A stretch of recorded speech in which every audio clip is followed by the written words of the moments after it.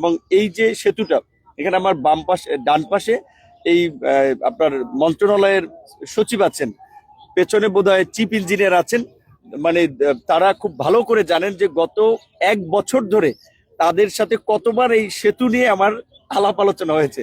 তো আমরা আজকে ধন্যবাদ জানাই, মাননীয় মন্ত্রী নিজে এসেছেন। তো আমরা মাননীয় মন্ত্রী এবং মাননীয় প্রতিমন্ত্রী দুজনকে গলাচিপা 10 মিনিট জনগণের পক্ষ থেকে ধন্যবাদ জানাই, সাধুবাদ জানাই। আমাদের এখানে যদি তাদেরকে আপ্যায়ন করতে পারতাম আমরা খুশি হতাম, যেহেতু রোজার দিন আমরা আপ্যায়ন করতে পারিনি। আশা করি ব্রিজের কাজ সমাপ্ত হলে মাননীয় মন্ত্রীকে নিয়ে ব্রিজের উপর দিয়ে গাড়ি চালিয়ে ইনশাল্লাহ আমরা আমাদের বাড়িতে নিয়ে যাবো ইনশাল্লাহ।